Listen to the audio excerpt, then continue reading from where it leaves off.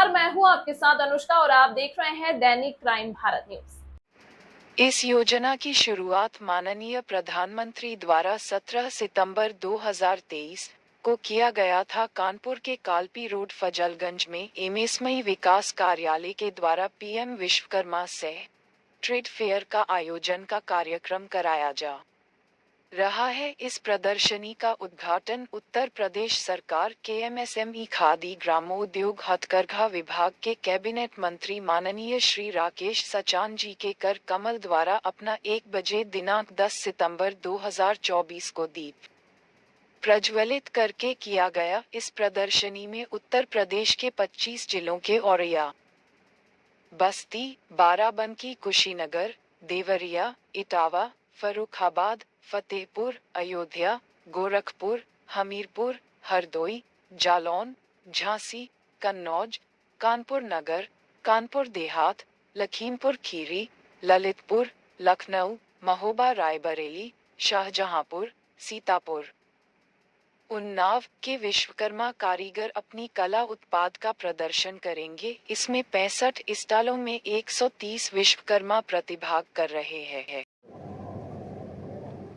देखिए, ये पीएम विश्वकर्मा योजना के लगभग 1 साल पूरे हो रहे हैं। माननीय प्रधानमंत्री जी ने पिछले 17 सितंबर को इस योजना का शुभारंभ किया था और इस योजना को देश की योजना बनाने का काम प्रधानमंत्री जी ने किया।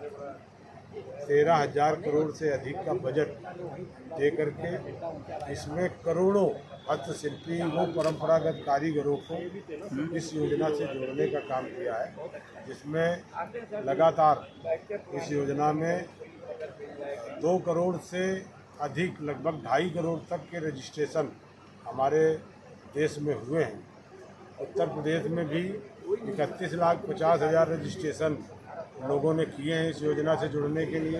कानपुर में भी 37,000 रजिस्ट्रेशन हमारे इस योजना से जुड़ने के लिए हुए हैं। इस योजना में हम जो परंपरागत जो 18 ट्रेड, दर्जी, नाई, लोहार, कुम्हार, कहार, टोकरी, बुनकर, इस तरह के 18 ट्रेड, परंपरागत ट्रेड को हम लोगों ने शामिल किया है। इससे जुड़े परिवारों को हम लोग ट्रेनिंग देंगे।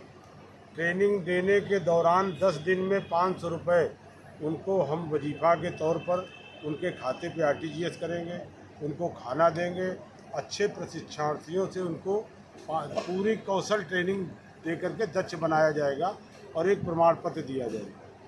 और प्रमाण पत्र पाने के बाद अगर वो और रोज़गार से जुड़ना चाहता है तो 1 लाख की पहली किस्त हम लोग 5% ब्याज पे सरकार देगी और दूसरी किस्त 2 लाख की उसको मिलेगी, वो भी साधारण ब्याज 5% पर सरकार देगी, ताकि 3 लाख रुपए उसको इस योजना में मिल जाएंगे। ताकि अगर कोई नाई है और नाई अपना कटिंग करना जानता है, तमाम जगह आप चलते होंगे, वो लोग नीचे बैठ करके, चौराहे में बैठ करके बोरी बिछा करके कटिंग करते हैं और दिन भर में 500, 700, 600 रुपये कमाते हैं। अगर उनको 3 लाख में कहीं अपनी वो बार्बर की दुकान बना करके और वही अगर वो काम करेगा तो जो 500 कमा रहा है वो 2,000, 2,500, 3,000 रुपये कमाएगा। जो 10 रुपये में दाढ़ी बनाता है, अभी कई यहाँ मिले कि 10 रुपये दाढ़ी, 20 रुपये, 30 रुपये कटिंग के, आप खुद कटिंग कराते हो, 100 रुपये से कोई कम नहीं लेता।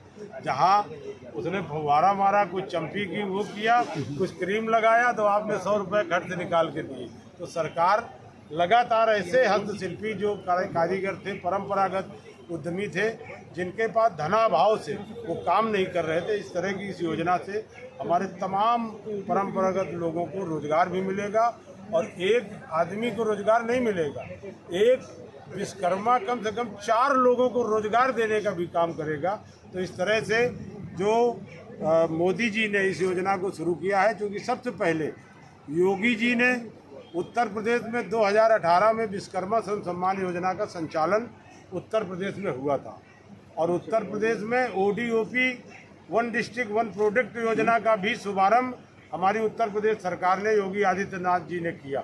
मैं बधाई दूंगा प्रधानमंत्री जी को कि इन दोनों योजनाओं को इतनी पहचान उन्होंने दे दी कि आज इन योजनाओं को देश की योजना बना दी। इसको पीएम विश्वकर्मा योजना बना दी और ओडीओपी को भी पूरे देश की योजना बना करके आज पूरे देश में लागू कर दिया।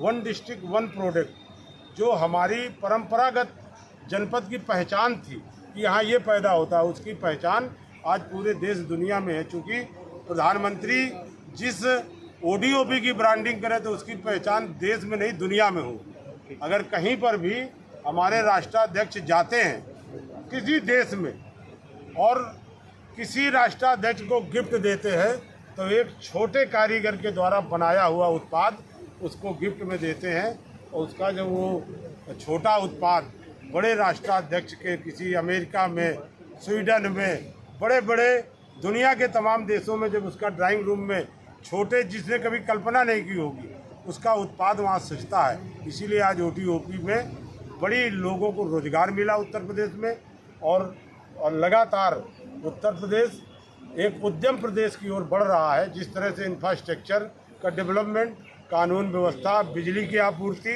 और लगातार एक प्रदेश की पहचान बनी है। इसीलिए 40 लाख करोड़ से अधिक के यहाँ प्रस्ताव आए थे, और आज उद्यम लगाने के लिए पूरे प्रदेश में 75 डिस्ट्रिक्ट में लोग आतुर हैं। और हम लोग जो 27 पॉलिसी 2022 में उत्तर प्रदेश सरकार ने बनाई है, इसमें इतनी प्राविधान किए हैं लोगों को लाभ देने के लिए। उन योजनाओं का लाभ ले करके अपने जीवन को, अपने स्तर को आगे बढ़ सकते हैं। जो मोदी जी का कहना है कि हम रोजगार मांगने वाले को रोजगार देने वाला बनाना चाहते हैं, उसी दिशा के पर ये कदम चल रहा है। तमाम महत्वपूर्ण खबरों के लिए देखते रहिए दैनिक क्राइम भारत।